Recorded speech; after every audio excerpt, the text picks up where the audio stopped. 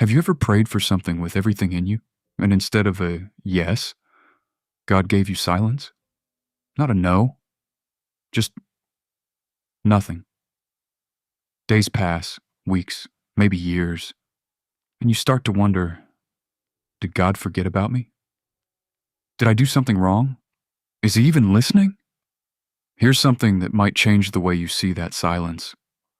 Waiting is not God ignoring you. Waiting is God working, just not in a way you can see yet. Today we're going to talk about why God sometimes says wait instead of yes, what he's doing during that wait, and how to hold on without losing hope. The problem with waiting. We live in a world of instant everything. Instant messages, instant food, instant answers from a search bar. So when we pray, some part of us expects prayer to work the same way. Type it in, get the result. But God doesn't operate on our timeline. He operates on a timeline built around something we usually can't see. Our character, our readiness, and the people and circumstances around us that also need to line up. Think about Abraham. God promised him a son, and that promise took 25 years to come true. 25 years of waiting, of doubting, of trying to make it happen his own way. But when the promise finally arrived, it arrived exactly the way God intended, at exactly the right time. The wait wasn't God being slow. The wait was God preparing Abraham and preparing the moment for something bigger than Abraham could have arranged on his own. Reason 1, God is preparing you. The first reason God says wait is simple. You're not ready yet, not because you're not good enough, but because the blessing you're asking for requires a version of you that doesn't exist yet. Think about Joseph. He had a dream that one day his brothers would bow down to him.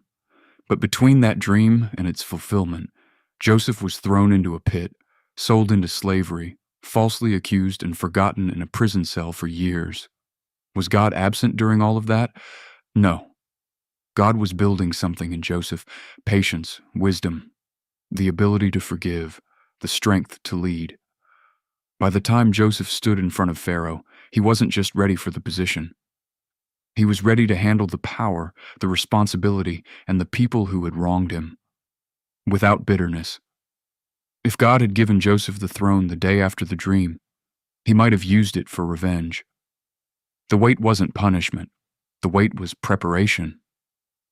So if you're praying for a breakthrough, a marriage, a ministry, a business, a healing, and it hasn't come yet, ask yourself, is it possible God is still building the version of me that can carry this well? Reason 2, God is protecting you. Sometimes God says, wait, not because he's preparing you, but because he's protecting you from something you can't see. Imagine you're driving, and your friend in the passenger seat suddenly grabs the wheel and slows the car down. You'd be annoyed until you realized there was a deer in the road just ahead, hidden around the bend. What felt like an unnecessary delay was actually a rescue. That's what waiting can be. You pray for a job and it doesn't come. And 3 months later, you find out that company went through massive layoffs. You pray for a relationship to move forward, and it stalls. And later you discover things about that person that would have broken your heart. We only see the road right in front of us. God sees the whole road, the curves, the dangers, the dead ends. When he delays an answer, sometimes it's because he's steering you around something you didn't even know was there. This is hard to accept in the moment because we can't see the deer in the road. We just feel the brakes. But trusting God means trusting that his hand on the wheel is for your good, even when it feels like a delay. Reason 3, God is aligning something bigger. The third reason is one of the hardest to accept because it requires humility.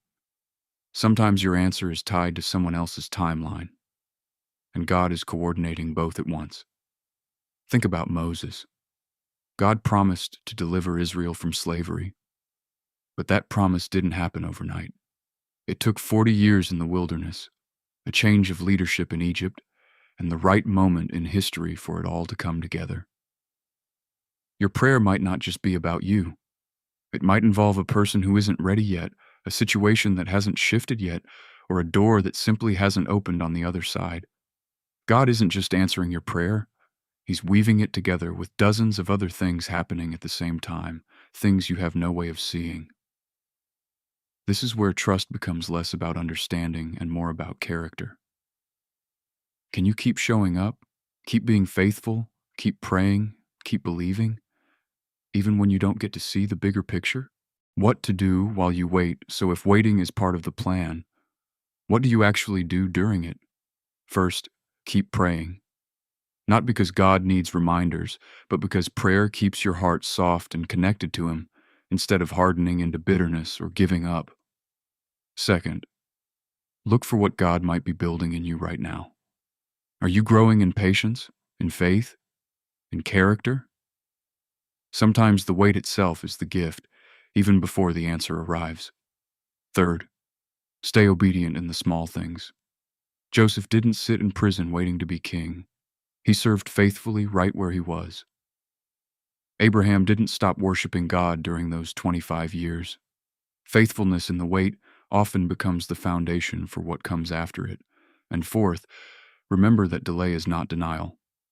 God saying not yet is completely different from God saying no. The door isn't closed, it's just not time yet. Bible verse plus closing. There's a verse that captures all of this perfectly. Isaiah 40:31 says, "But those who hope in the Lord will renew their strength. They will soar on wings like eagles. They will run and not grow weary. They will walk and not be faint." Notice the order: soar, then run, then walk. Even the strongest seasons of faith include the slow, steady walk of waiting. And God promises strength for every part of that journey. So if you're in a season of waiting right now for healing, for a relationship, for a breakthrough, for direction, don't lose heart. God hasn't forgotten you. He's working, even in the silence. If this encouraged you today, subscribe for daily faith lessons, Bible stories, and encouragement to keep trusting God one day at a time.